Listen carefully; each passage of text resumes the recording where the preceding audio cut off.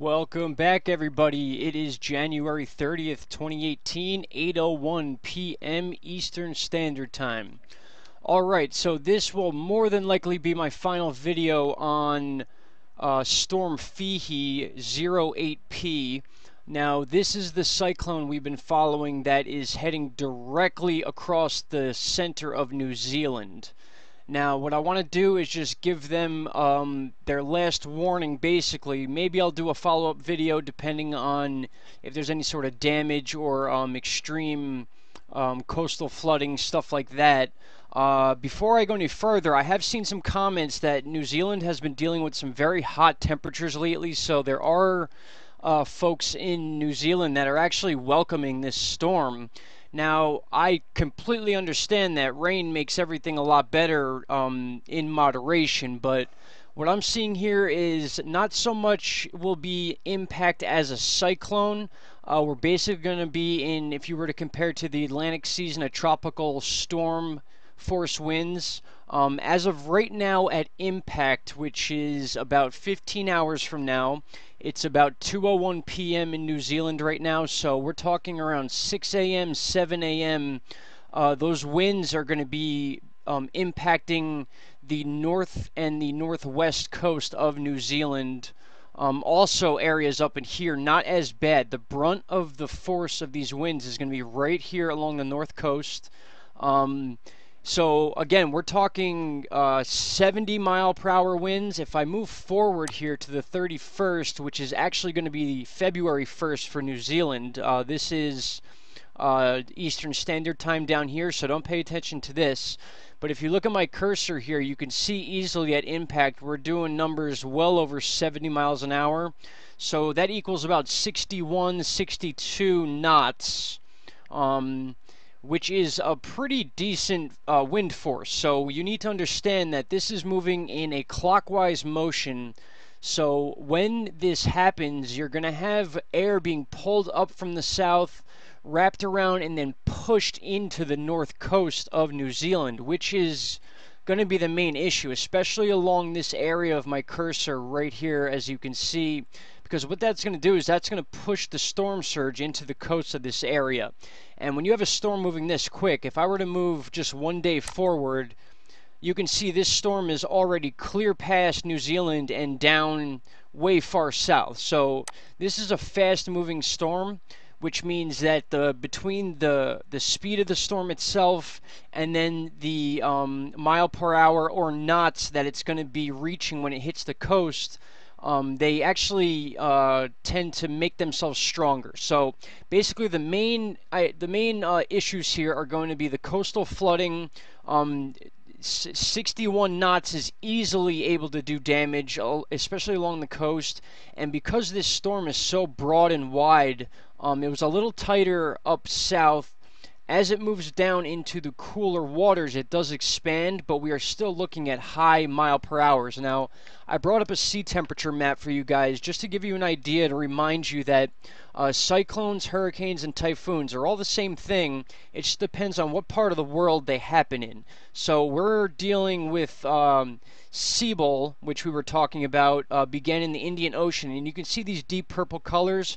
We're talking 86 and even in some areas 90-degree water. So that's why that hurricane or cyclone became very strong in this area, and it's moving in a eastern or western direction, and then it's going to hook down underneath Australia. And as it hits these cooler waters, it's going to expand. So I don't see it doing any damage down into the west coast of Australia like we talked about before.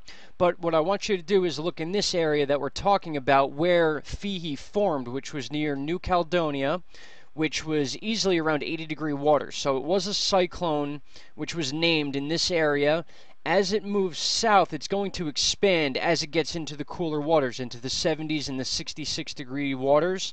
But nonetheless, we are still looking at 61 to 62 knots as far as wind speed once this storm hits. And because of the expansion, it's going to cover more of the island. So that's my concern. So I definitely agree with the people of New Zealand that the rain is more than welcome to cool things off, but it's those coastal areas, and because of the speed of the storm, that I'm concerned that there is going to be some flooding and damage done to areas of New Zealand. So that's why I wanted to point this out to you guys and get this quick video out to them, because basically in the next 15 hours, that's when those winds are going to start. Now, I have you set up right here for when those winds are about to hit. And you can see there's a lot of moisture here, and it is moving quickly. So I can back up here, and you can see how the storm was a little bit tighter.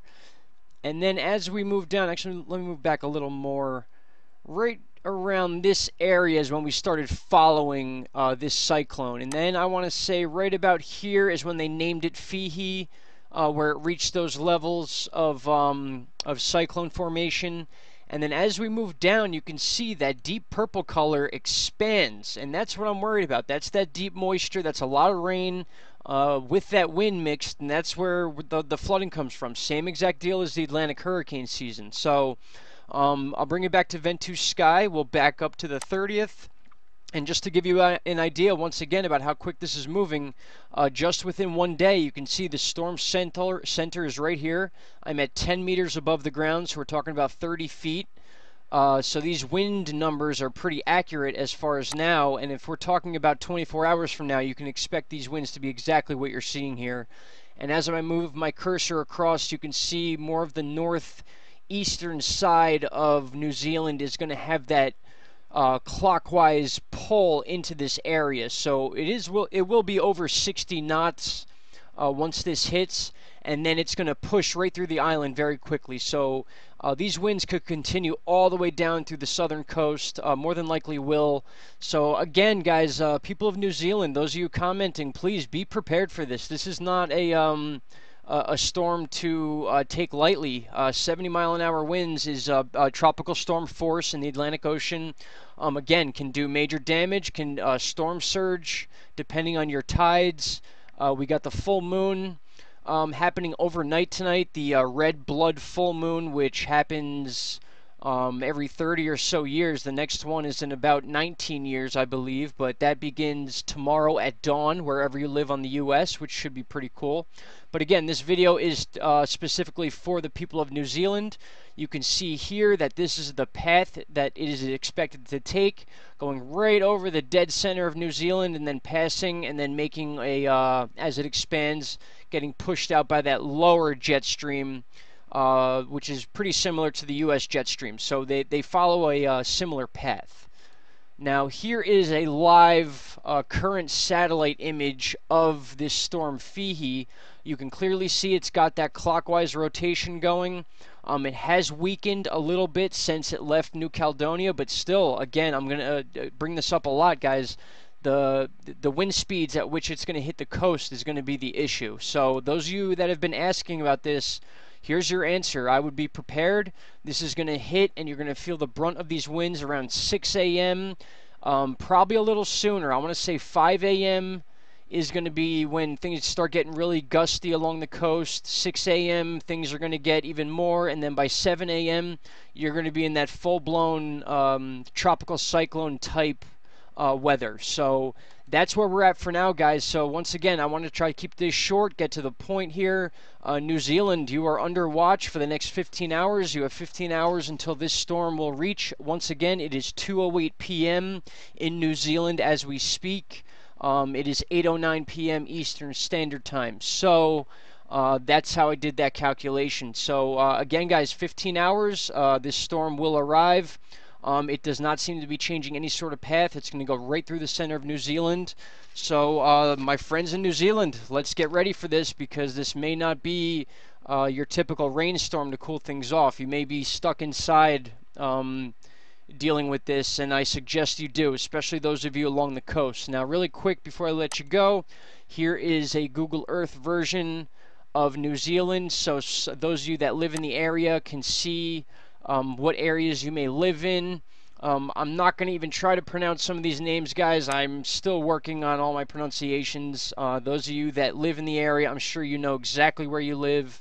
So you know where to watch. So that band comes right across here, but again, we're in a clockwise motion, so what's going to be happening is it's going to be pulling water from this part of New Zealand. It's going to be wrapping around and then throwing it right into that western coast, northwest coast of New Zealand. So even all these areas down Otago, I believe it is, Canterbury, the South Island, which is what this is, Southern Alps Mountains, all these areas, especially the higher altitudes in these mountains, are going to get massive winds. So that's all I have for you for now for New Zealand, guys. This may be my last video on it. I may do a follow-up depending on damage and if I can get some live feeds or webcams from this area while the storm's going on. I would love to bring those to you as well. So there you have it, guys. That's pretty much it for the New Zealand stuff.